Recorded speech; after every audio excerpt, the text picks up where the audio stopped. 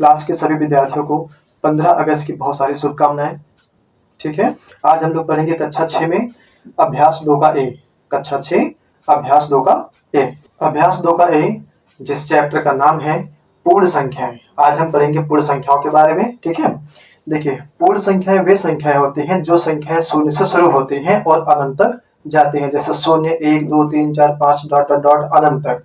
क्योंकि जो संख्याएं होती हैं वो अनगिनत होती हैं, इसलिए हम कभी भी कहेंगे पूर्ण संख्याएं वे संख्याएं हैं जो कहां से शुरू होती हैं, शून्य से शुरू होती हैं और अनंत तक जाती हैं। ठीक है, या आप कह सकते हो प्राकृतिक संख्याओं में शून्य को सम्मिलित कर देने से वे संख्याएं पूर्ण संख्याएं बन जाती हैं। ठीक है, प्राकृतिक संख्याओं में शून्य को सम्मिलित कर देने पे वो पूर्ण संख्याएं बन जाती हैं। जैसे ये है आपकी प्राकृतिक संख्याएं 1 2 3 डॉट डॉट डॉट अनंत तक, इनफिनाइट। ठीक इसी में जब आप शून्य का प्रयोग कर दोगे, इसी में जब आप शून्य सम्मिलित कर दोगे तो क्या हो जाएगा, 0 1 2 3 4 वही प्राकृतिक संख्याएं जिनमें शून्य को सम्मिलित कर दिया जाए पूर्ण संख्याएं कहलाती हैं। ठीक, देखिए सबसे जो पहला क्वेश्चन है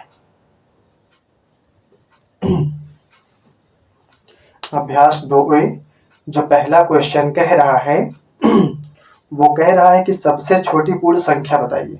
सबसे छोटी पूर्ण संख्या बताइए। अब अभी हमने आपको बताया जो पूर्ण संख्या शून्य से शुरू होती है, 0 1 2 3 डॉट डॉट डॉट इनफिनाइट अनंत तक। अब बताइए इसमें सबसे छोटी संख्या कौन सी है, शून्य है, यानी जो आपका पहला उत्तर होगा वो शून्य होगा। क्यों? क्योंकि क्वेश्चन कह रहा है सबसे छोटी पूर्ण संख्या बताइए और सबसे छोटी पूर्ण संख्या कौन सी होती है, शून्य है, तो आपका शून्य हो गया आंसर पहले का। ठीक है, ध्यान दीजिए इसमें कुछ करना नहीं है। आपको पता है 0 1 2 3 4 डॉट डॉट डॉट अनंत तक जितनी संख्याएं हैं वे सब पूर्ण संख्याएं हैं और सबसे छोटी संख्या कौन सी है, शून्य है, तो आपका उत्तर हो गया। चलिए अगला क्वेश्चन देखिए। दूसरा, संख्या रेखा पर निम्नलिखित पूर्ण संख्याओं को प्रदर्शित कीजिए। जो संख्याएं हैं वो शून्य है, 1 2 3 4 5 6 और 7। जो आपका दूसरा प्रश्न है उसमें 0 1 2 3 4 5 6 7 ये संख्याएं दी गई हैं। कह रहा है इन संख्याओं को संख्या रेखा पर व्यक्त कीजिए। इसके लिए आपको कुछ करना ही नहीं है, सीधे सीधे क्या करिए, संख्या रेखा बना दीजिए। ये बन गया आपका संख्या रेखा। चलिए ध्यान दीजिए, यहां हो गया 0, फिर 1, फिर 2, फिर 3, फिर 4 5 6 7, बस इतना करना है आपको।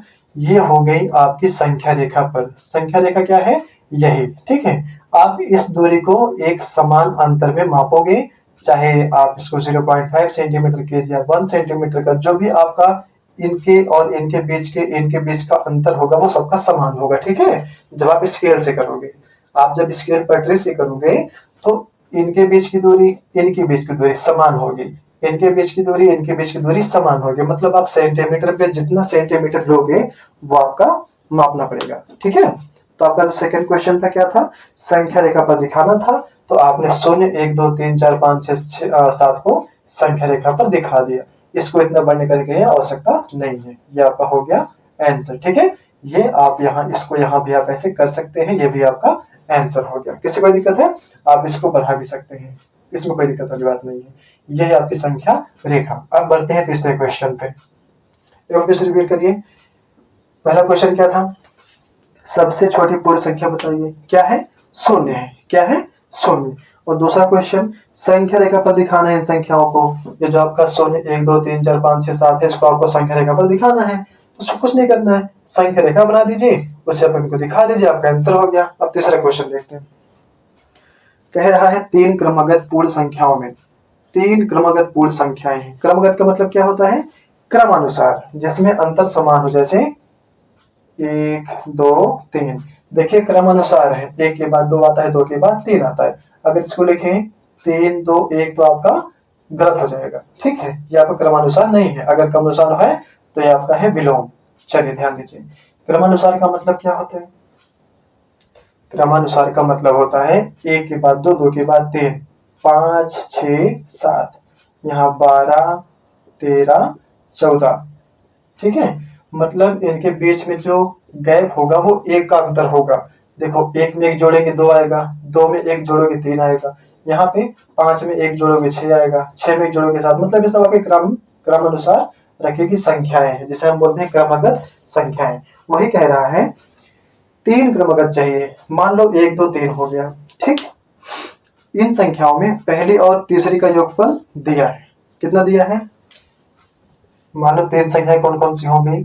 ए बी सी, इसमें ए और सी का योगफल कितना दिया है? 28 दिया है, ठीक। आपको बीज की संख्या निकालनी है, तो बीज की संख्या निकालने का फॉर्मूला होता है, आप लिखोगे बीज की संख्या बराबर पहली संख्या प्लस दूसरी संख्या बटे 2, ठीक है। जब भी कभी आपको बीज की संख्या निकालनी है तो फार्मूला आप सूत्र लगाओगे, बीज की संख्या बराबर पहली संख्या प्लस दूसरी संख्या बटे 2। अब ध्यान दीजिए, पहली और दूसरी संख्या का योग कितना दिया है? 28। आपके क्वेश्चन में दिया, बेटा ध्यान दीजिएगा बुक में। तो क्वेश्चन में कहा है कि पहली और तीसरी जो संख्याएं हैं उनका योगफल कितना है? 28 है, और बटे 2 को नोट कर दीजिए, काट दीजिए, कितना आ गया? 14 आ गया। ध्यान दीजिए, ये 14 आपके बीच की संख्या है, इसके पहले एक होगी, इसके बाद एक, तो 14 के पहले क्या आएगा? 13, 14 के बाद क्या आएगा? 15। यही आपके क्रमगत संख्याएं हैं, ठीक है।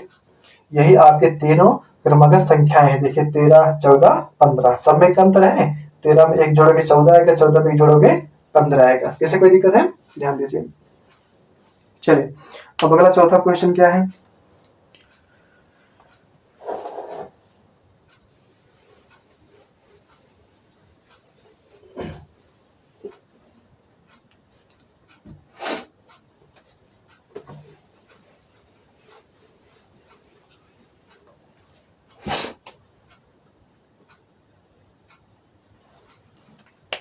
चौथा क्वेश्चन, अच्छा अभी तीसरा आपको समझ में आया क्वेश्चन? तीसरा वाला कह रहा था 3 क्रमगत पूर्ण संख्याओं में पहली और तीसरी का योगफल 28 है।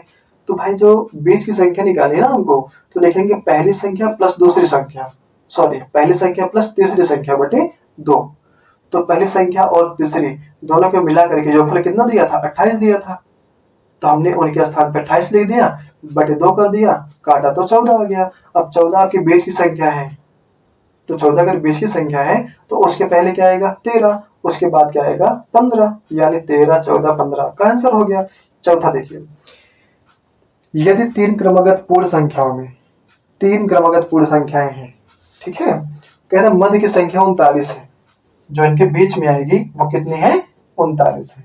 अब भाई सीधी सी बात है, अगर 3 क्रमगत संख्याएं हैं तो 3 संख्याएं आनी चाहिए, एक तो है, 2 और चाहिए। वो कौन कौन सी संख्या आएंगी अभी आपको सीखना है। कह रहा जो बीच में आएगा वो 39 है, मतलब जो मध्य की संख्या कितनी है? 39 है। तो तीनों संख्याएं बताइए। अरे सीधी सी बात है यार, जब बीच में 39 है तो इसके पहले क्या आएगा? 38 आएगा, इसके बाद क्या आएगा? 40 आएगा। यही तीनों क्रमागत संख्याएं हैं। आपका हो गया उत्तर, कोई दिक्कत? चलिए पांचवा क्वेश्चन, प्राकृतिक संख्याओं के समूह में किस संख्या के सम्मिलित कर देने पर पूर्ण संख्याओं का समूह बन जाता है? प्राकृतिक संख्याओं के समूह में, अब आपको पता है प्राकृतिक संख्याएं क्या होते हैं? प्राकृतिक संख्याएं 1 से शुरू होती हैं, 1 2 3 4 5 6 7 8 9 10 डॉट डॉट डॉट कहाँ तक? अनंत तक। 1 से शुरू होने जितनी भी संख्याएं हैं 1 से शुरू होंगी, 1 से शुरू होने वाली जितनी भी संख्याएं आपको मिलेंगी वो सब क्या कहलाती हैं? प्राकृतिक संख्याएं कहलाती हैं। जैसे 1 2 3 4 5 6 7 8 9 10 11 12 सब के सब क्या है? प्राकृतिक संख्याएं हैं। कह रहा है इन प्राकृतिक संख्याओं में ऐसा क्या मिला दिया जाए कि जो ये संख्या है पूर्ण संख्या बन जाए, पूर्ण संख्याओं का समूह बन जाए।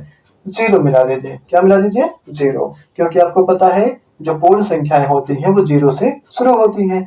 शून्य मिलाने से ये क्या बन गया? प्राकृतिक संख्या पूर्ण संख्या में परिवर्तित हो गया। तो पांचवे का उत्तर क्या हो गया? शून्य, आंसर। तो दोस्तों अभी हम लोगों ने क्लास स्टार्ट किया ही है, ठीक है। कुछ कमेंट आएंगे कि सर ऐसा होना चाहिए, सर वैसा होना चाहिए, तो हम आपको और बेहतर तरीके से समझा पाएंगे, है कि नहीं? अभी आप लोग कोई कमेंट नहीं कर रहे हैं, कुछ कमेंट्स आते हैं, वो सब बच्चे यस सर आप अच्छा पढ़ा रहे वगैरह वगैरह कमेंट्स आते हैं। तो बेटा आप लोग कमेंट्स कीजिए, अगर कोई समस्या होती है तो हम उसको करेक्शन, उसको सुधार करेंगे, ठीक है। आज हो गया आपका अभ्यास 2A खत्म। अब बेटा अगली वीडियो में हम मिलेंगे अभ्यास 2B। धन्यवाद।